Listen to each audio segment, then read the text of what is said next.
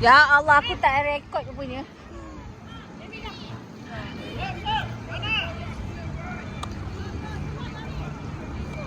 Weh, aku tak rekod tadi. Aku tak rekod tadi. Dia memang. Tak, aku tak rekod yang ni.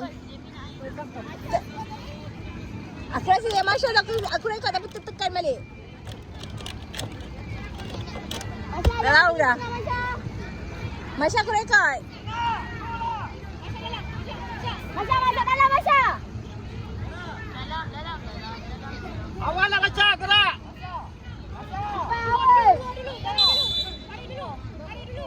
Tarik dulu. Aku elak tu kenapa?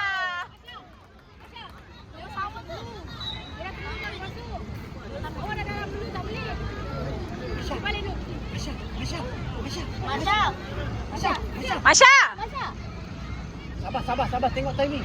Tengok kau yang tu. Sekarang pergi. Tarik dia keluar. Macam tarik dia keluar. Macam kan. Alamak, Jazia. Insting kau datang Masya. Aku duduk sebelah coach ni kelakar. Okey, come back. Turun bawah defense. Come, go down.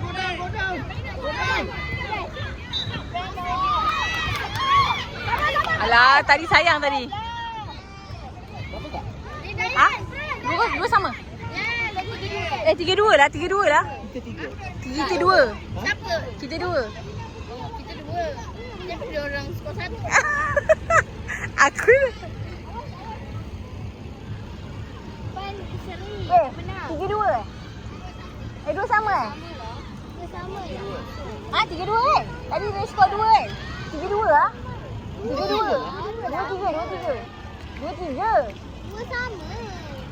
Kan tadi kan? Sama lah. Tadi tak masuk. Yang diorang shoot. Sekejap. Atas. Ambil orang. Itu bisa. Diorang skor 2 tadi. Kan? Yang shot tu kan? Dua sama ke? Dia tak apalah kak. Dua sama. Ni memang. Dua sama 3-2? Dua dah kata dua sama. Dua sama. Alamak!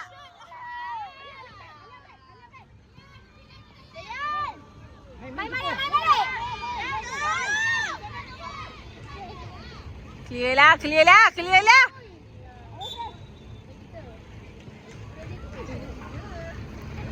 Tadi dua. Ni. Sana pukul berapa? Ha? Pukul 1 lah. Sana. Satu. Sana? Ha. Sana 2 tadi. Kan? 1 lah. Lepas kan? Lepas second half tu kan? Pukul 1. Satu. Sana satu suku. Satu suku. Jazia go!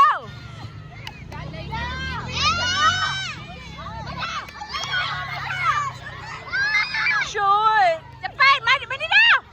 Jazia! Alamak! Alamak, saya tak tahu timing tau.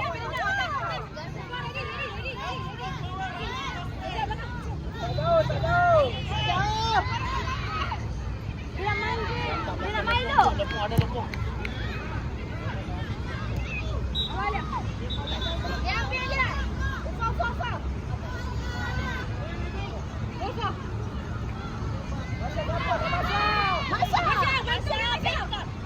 Masya ada tengok. Dalam. Gol!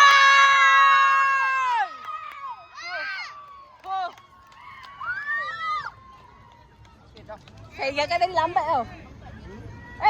Dah lah. Dah menang.